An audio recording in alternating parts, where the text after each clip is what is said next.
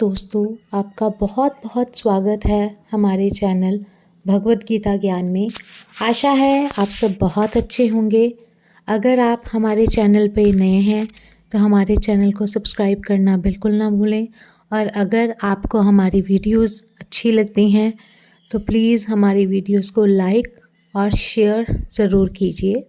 आज हम बात करने जा रहे हैं गुरुवार के व्रत की कथा के बारे में। व्रत के महत्व के बारे में तो आप सब जानते हैं, तो आज हम जानते हैं गुरुवार के व्रत को करने के लिए कौन सी कथा प्रचलित है। तो चलिए शुरू करते हैं। गुरुवार व्रत करने से बृहस्पति देवता प्रसन्न होते हैं। यह व्रत अत्यंत फलदायी है। अग्नि पुराण के अनुसार अनुराधा नक्षत्र युक्त गुरुवार से आरंभ करके 7 गुरुवार व्रत करने से बृहस्पति ग्रह की हर पीड़ा से मुक्ति मिलती है। तो चलिए शुरू करते हैं कथा। प्राचीन समय की बात है। एक नगर में एक बड़ा व्यापारी रहता था। वह जहाजों में माल लदवाकर दूसरे देशों में भेजा करता था। वह जिस प्रकार अधिक धन कमाता था उसी प्रकार जी खोलकर दान भी करता था, परंतु उसकी पत्नी अत्यंत कंजूस थी। वह किसी को एक दमड़ी भी नहीं देती थी। एक बार सेठ जब दूसरे देश व्यापार करने गया तो पीछे से बृहस्पति देव ने साधु वेश में उसकी पत्नी से भिक्षा मांगी। व्यापारी की पत्नी बृहस्पति देव से बोली, हे साधु महाराज, मैं इस दान और पुण्य से तंग आ गई हूँ। आप कोई ऐसा उपाय बताएं जिससे मेरा सारा धन नष्ट हो जाए और मैं आराम से रह सकूं। मैं ये धन लुटता हुआ नहीं देख सकती। बृहस्पति देव ने कहा, हे देवी, तुम बड़ी विचित्र हो। संतान और धन से कोई दुखी होता है? अगर अधिक धन है तो इसे शुभ कार्यों में लगाओ। कुंवारी कन्याओं का विवाह कराओ, विद्यालय और बाग बगीचों का निर्माण कराओ। ऐसे पुण्य कार्य करने से तुम्हारा लोक परलोक सार्थक हो सकता है। परंतु साधु की इन बातों से व्यापारी की पत्नी को कोई खुशी नहीं हुई। उसने कहा, मुझे ऐसे धन की आवश्यकता नहीं है जिससे मैं दान दूं। तब बृहस्पति देव बोले, यदि तुम्हारी ऐसी इच्छा है तो तुम एक उपाय करना। 7 बृहस्पतिवार घर को गोबर से लीपना, अपने केशों को पीली मिट्टी से धोना, केशों को धोते समय स्नान करना, व्यापारी से हजामत बनाने को कहना, भोजन में मांस मदिरा खाना, कपड़े अपने घर धोना। ऐसा करने से तुम्हारा सारा धन नष्ट हो जाएगा। इतना कहकर बृहस्पति देव अंतर्ध्यान हो गए। व्यापारी की पत्नी ने बृहस्पति देव के कहे अनुसार 7 बृहस्पतिवार वैसा ही करने का निश्चय किया। केवल 3 बृहस्पतिवार ही बीते थे कि उसकी समस्त धन संपत्ति नष्ट हो गई और वह परलोक सिधार गई। जब व्यापारी वापस गया तो उसने देखा कि उसका सब कुछ नष्ट हो चुका है। उस व्यापारी ने अपनी पुत्री को सांत्वना दी और दूसरे नगर में जाकर बस गया। वहां वह जंगल से लकड़ी काट कर लाता और शहर में बेचता। इस तरह वह अपना जीवन व्यतीत करने लगा। एक दिन उसकी पुत्री ने दही खाने की इच्छा प्रकट की, लेकिन व्यापारी के पास दही खरीदने के पैसे नहीं थे। वह अपनी पुत्री को आश्वासन देकर जंगल में लकड़ी काटने चला गया। वहां एक वृक्ष के नीचे बैठ अपनी पूर्व दिशा पर विचार कर रोने लगा।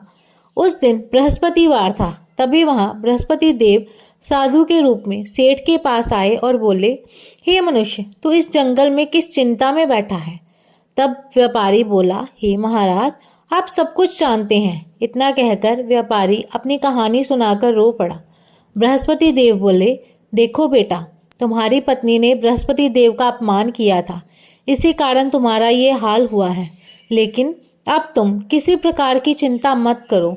तुम गुरुवार के दिन बृहस्पति देव का पाठ करो। 2 पैसे के चने और गुड़ को लेकर जल के लोटे में शक्कर डालकर वह अमृत और प्रसाद अपने परिवार के सदस्यों और कथा सुनने वालों में बांट दो। स्वयं भी प्रसाद और चन्नामृत लो। भगवान तुम्हारा अवश्य कल्याण करेंगे। साधु की बात सुनकर व्यापारी बोला, महाराज, मुझे तो इतना भी नहीं बचता कि मैं अपनी पुत्री को दही लाकर दे सकूं। इस पर साधु जी बोले, तुम लकड़ियां शहर में बेचने जाना। तुम्हें लकड़ियों के दाम पहले से चौगुने मिलेंगे, जिससे तुम्हारे सारे काम सिद्ध हो जाएंगे। उसने लकड़ियां काटी और शहर में बेचने के लिए चल पड़ा। उसकी लकड़ियां अच्छे दाम में बिक गईं। जिससे उसने अपनी पुत्री के लिए दही लिया और गुरुवार की कथा हेतु चना गुड़ लेकर कथा की और प्रसाद बांटकर स्वयं भी खाया। उसी दिन से उसकी सभी कठिनाइयां दूर होने लगी, परंतु अगले बृहस्पतिवार को वह कथा करना भूल गया। अगले दिन वहां के राजा ने एक बड़े यज्ञ का आयोजन कर पूरे नगर के लोगों के लिए भोज का आयोजन किया। राजा की आज्ञा अनुसार पूरा नगर राजा के महल में भोज करने गया, लेकिन व्यापारी व उसकी पुत्री तनिक विलंब से पहुंचे, अतः उन दोनों को राजा ने महल में ले जाकर भोजन कराया। जब वे दोनों लौटकर आए तब रानी ने देखा कि उसका खूंटी पर टंगा हार गायब है। रानी को व्यापारी और उसकी पुत्री पर संदेह हुआ कि उसका हार इन दोनों ने ही चुराया है। राजा की आज्ञा से उन दोनों को कारावास की कोठरी में कैद कर दिया गया। कैद में पड़कर दोनों अत्यंत दुखी हुए। वहां उन्होंने बृहस्पति देव का स्मरण किया।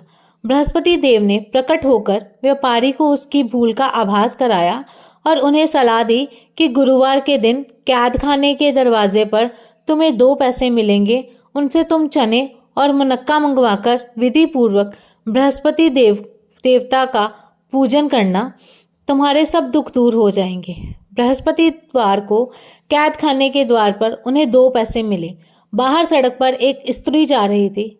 व्यापारी ने उसे बुलाकर गुड़ और चने लाने के लिए कहा। इस पर वह स्त्री बोली, मैं अपनी बहू के लिए गहने लेने जा रही हूँ, मेरे पास समय नहीं है। इतना कहकर वह चली गई। थोड़ी देर बाद वहां से एक और स्त्री निकली। व्यापारी ने उसे बुलाकर कहा कि हे बहन, मुझे बृहस्पतिवार की कथा करनी है, तुम मुझे 2 पैसे का गुड़ चना ला दो। बृहस्पति देव का नाम सुनकर वह स्त्री बोली, भाई मैं तुम्हें अभी गुड़ चना ला कर देती हूँ। मेरा इकलौता पुत्र मर गया है, मैं उसके लिए कफन लेने जा रही थी, लेकिन मैं पहले तुम्हारा काम करूंगी, उसके बाद अपने पुत्र के लिए कफन लाऊंगी। वह स्त्री बाजार से व्यापारी के लिए गुड़ चना ले आई और स्वयं भी बृहस्पति देव की कथा सुनी।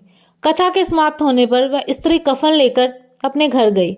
घर पर लोग उसके पुत्र की लाश को राम नाम सत्य है कहते हुए शमशान ले जाने की तैयारी कर रहे थे। स्त्री बोली, मुझे अपने लड़के का मुख देख लेने दो। अपने पुत्र का मुख देखकर उस स्त्री ने उसके मुंह में प्रसाद और चरणामृत डाला। प्रसाद और चरणामृत के प्रभाव से वह पुनः जीवित हो गया।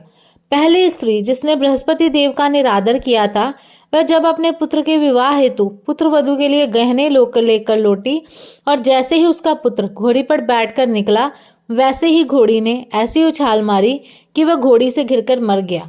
ये देख स्त्री रो रो कर बृहस्पति देव से क्षमा याचना करने लगी। उस स्त्री की याचना से बृहस्पति देव साधु वेश में वहां पहुंचकर कहने लगे, देवी तुम्हें अधिक विलाप करने की आवश्यकता नहीं है, यह बृहस्पति देव का अनादर करने के कारण हुआ। तुम वापस जाकर मेरे भक्त से क्षमा मांगकर कथा सुनो, तभी तुम्हारी मनोकामना पूर्ण होगी। जेल में जाकर उस स्त्री ने व्यापारी से माफी मांगी और कथा सुनी। कथा के उपरांत वह प्रसाद और चरणामृत लेकर अपने घर वापस गई। घर आकर उसने चरणामृत अपने मृत पुत्र के मुख में डाला।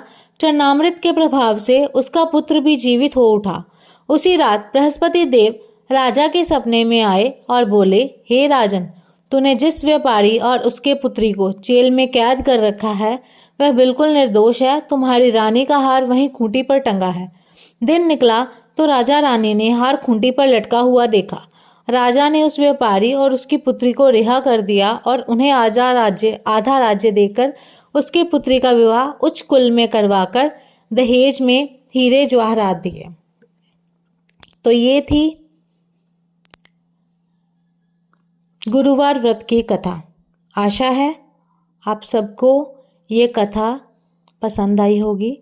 आप हमारे चैनल को सब्सक्राइब कीजिए और वीडियो को लाइक और शेयर कीजिए। आपका बहुत बहुत धन्यवाद। जय श्री कृष्ण।